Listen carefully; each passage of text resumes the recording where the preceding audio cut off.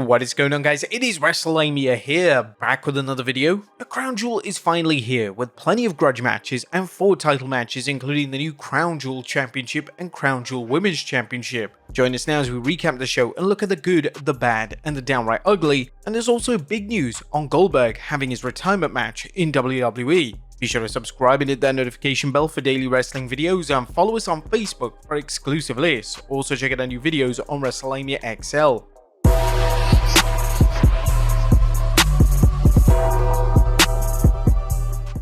Now the night starts off with a 6-man tag team match as Roman Reigns and the Usos of Jay and Jimmy take on the bloodline of Solo Sikoa, Tama Tonga, and Jacob Fatu with Tonga Loa. A Jay and Jimmy wrestle like their most recent match was yesterday, double teaming Jacob Fatu. However, Jay isn't on the same page as Roman and it hurts their teamwork. Roman regroups, but a ref bump leads to Jacob Fatu and Solo flooring Roman. Jacob Fatu deals with the Usos outside the ring as Solo delivers 2 Samoan spikes to Roman for the 1-2-3. Solo Sikoa manages to pin Roman Reigns and wins the match. But that's not over as the Bloodline continue to beat down Reigns, Jimmy, and Jey Uso. However, coming in for the save is Sami Zayn, who teases whether he's joined Solo Sikoa and the new Bloodline. However, he rejects and manages to kick Solo's ass as well as the others. However, a miscommunication by Zayn has Sami hit a big boot right to Roman Reigns' face, leading to a lot of questions in the OG Bloodline. Next up is a fatal 4-way match for the WWE Women's Tag Team Championship as Jade Cargill and Bianca Belair take on Damage Control, Meta-4, and Chelsea Green and Piper Niven. Now it's one high spot after another, with Chelsea Green and Piper Niven providing some much needed comic relief. Green and Niven look to be in the driver's seat when they double team Jade Cargill, however Cargill blocks an unprettier and Piper accidentally splashes Chelsea, setting things up for the champions to retain, as Jade Cargill and Bianca Belair retain the WWE Women's Tag Team Championship. Next up is Seth freaking Rollins versus Bronson Reed. Rollins charges down the ramp before Reed even reaches the ring, and it's on. Bronson Reed and Rollins battle through the arena before things return to the ring and the match gets underway. A seesaw battle, but Reed can't finish Rollins and the Visionary taunts him, finally winning the match after a curb stomp on the ring steps and an atomic curb stomp from the top rope. As Seth Rollins manages to win the match and he taunts Reed after the match, warning Bronson he'll always end up losing against him. Next up is the WWE Women's Crown Jewel Championship match as champion Liv Morgan takes on champion Nia Jax. Liv Morgan foolishly tries to go head-to-head against Jax, getting a beatdown for her troubles. Tiffany Stratton then arrives with the Money in the Bank briefcase, giving Morgan a brief respite, but the arrival of Raquel Rodriguez and Dominic Mysterio tip things in Liv's favor as she hits Oblivion to become the first ever Women's Crown Jewel Champion. Tiffany Stratton ends up not cashing in at all. Next up, Randy Orton versus Kevin Owens. Kevin Owens attacks Randy Orton with a chair before the match even begins, showing no remorse or respect for the rules. The match never even starts, but a wild brawl ensues as WWE officials rush in, only to be taken out by Owens and Orton. Both superstars fight through the crowd until Owens gets the upper hand and puts Orton through a table. Next up is the triple threat match for the United States Championship as champion LA Knight takes on Andrade and Carmelo Hayes. The champion stands back as Andrade and Hayes beat each other silly. Knight then joins the fray, and it's on as all 3 superstars bounce each other around the ring like a human pinball. Despite some near falls by Hayes and Andrade, Knight prevails with a BFT to each, getting the Duke and retaining the US Championship. And finally, it's time for the main event as it's the WWE Crown Jewel Championship match as champion Gunther takes on champion Cody Rhodes. Gunther does what he does best, wear out his opponent while absorbing punishment until the moment is right. Cody goes for a crossroads only for Gunther to apply the sleeper. However, Cody flips over, pinning Gunther's shoulders down for the 1-2-3 as Cody Rhodes is the first ever Crown Jewel champion.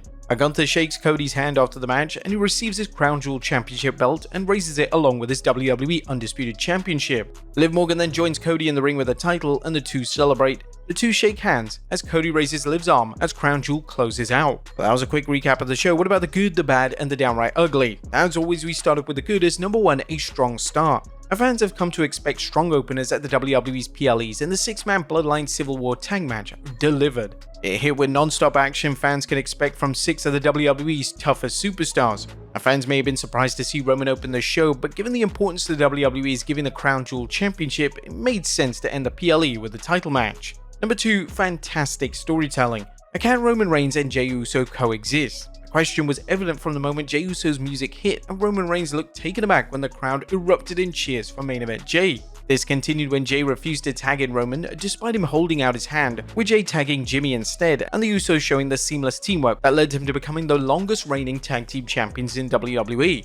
Unfortunately, Solo Sikoa capitalized on Roman's shaky relationship with Jay and the inevitable ref bump that happens in nearly every bloodline bout, getting the win. Now, the story of Roman and company being on separate pages drove this story, including a miscue by Sami Zayn when he accidentally struck Roman after saving Jey Uso, and provided plenty more as the WWE builds things up to Survivor Series War Games. Number 3, a true main event player. And welcome to the main event, Bronson Reed. You bloody well earned it. Reed has taken the push the WWE gave him after he took out Seth Rollins with multiple tsunami splashes and ran with it. Reed showed incredible intensity regardless of whether he was beating up The Miz, brawling with Braun Strowman in backstage segments, or working the epic Last Monster Standing match. Tonight's match with Seth Rollins was sweet revenge for Rollins and a good way to set things up for a program with CM Punk. At the same time, it solidified Reed as a force of nature and someone with the potential to main event against anyone. Let's just hope the WWE follows through by pushing Bronson rather than having him slip into the background.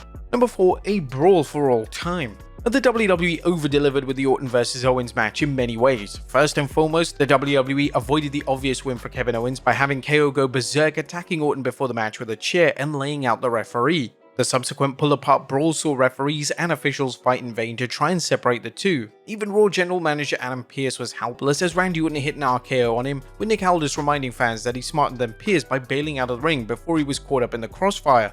This was without a doubt the best brawl fans have seen in years. Even better, it shows just how dangerous Kevin Owens is and opened the door for a suspension angle to keep Owens and Orton off TV until the time is right for a rematch. Number 5, Match of the Night.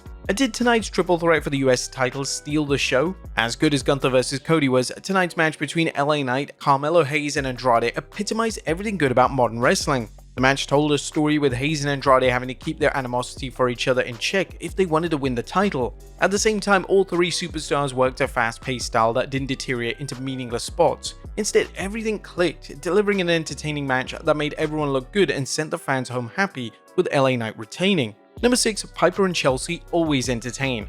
Piper and Chelsea continue to bring smiles to fans' faces whenever they wrestle, which is doubly important when considering how bad the women's tag division is. Wrestling's odd couple can work with anyone and entertain fans in and out of the ring. Niven and Green have become the type of act that doesn't need to win to entertain, and they are one of the WWE's best duos, male or female. And an epic end. Was Gunther vs Cody Rhodes the stuff of legend? Although both superstars have had better matches against other opponents, this was no dog. Gunther looked dominant as ever, while Cody showed the heart that has won him match after match since he returned to WWE. Just as the opening bout told a superb story, tonight's main event showed Cody's experience edging out against Gunther with a slick reversal to Gunther's sleeper. The announcer's shout out to Bret Hart using the counter against Roddy Piper at WrestleMania 8 was the icing on the cake. But that was good. What about the bad? Is number 1, crushing the curb stomp. That's game over for Seth Rollins' curb stomp. As exciting as the bout was, and as much as the bout propelled Reed into the main event, there was a major fail in tonight's Bronson Reed vs Seth Rollins match, the end of the stomp. Rollins' curb stomp lost much of its luster tonight, as it took 4 curb stomps to put Bronson Reed away. Now, this isn't the first time Rollins has had to use more than one curb stomp to defeat a monster, Brock Lesnar being a good example and The Fiend, but tonight crossed the line. Rollins hit a curb stomp to Reed on the steel steps and a curb stomp from the top rope before pinning Reed. The WWE needs to take a hard look at its superstars' finishes, as Rollins isn't the only wrestler whose finisher is being watered down. Cody Rhodes' Crossroads is in the same category, with Rhodes routinely needing to hit the move 3 times in a row before winning a match. Number 2, women's tag titles are still garbage. Another women's tag team title match has come and gone with no storyline development for anyone involved. Rumor has it that this bout was a last-minute fill-in after Rhea Ripley's recent injury, as Rhea was supposedly set to battle Raquel Rodriguez. Nevertheless, there was no reason to make it feel like a last-minute fill-in. Number 3, show don't tell. A classic rule of storytelling is to show, not tell. So why did Corey Graves talk about possible dissension between women's tag team champions Bianca Belair and Jade Cargill, only for both women to look sharper than ever in the ring? This was weak storytelling and another reminder of how poorly the women's tag division is being booked. Number 4, what's the purpose? Andrade vs Carmelo Hayes, an epic best of 7 series that ended in a draw and led to both men losing to LA Knight. As much as everyone loves LA Knight, the payoff for Andrade and Hayes was non-existent. Both superstars are back to where they started on SmackDown, which is a waste of their talent and the fans' time watching things play out. This doesn't look good for Andrade or Carmelo, and it's a reminder of the WWE's shortcomings in writing for its undercard. And just cash in this flipping briefcase. Tiffany Stratton's failure to cash in the Money in the Bank briefcase has progressed from tired to tedious to turn the channel awful. The WWE needs to have Stratton cash in the briefcase and either win a women's title or lose her opportunity. What was once an opportunity for Stratton has now become an anchor around her career. Now, there was nothing downright ugly, as Crown Jewel featured a usual array of star power and high-stakes matches.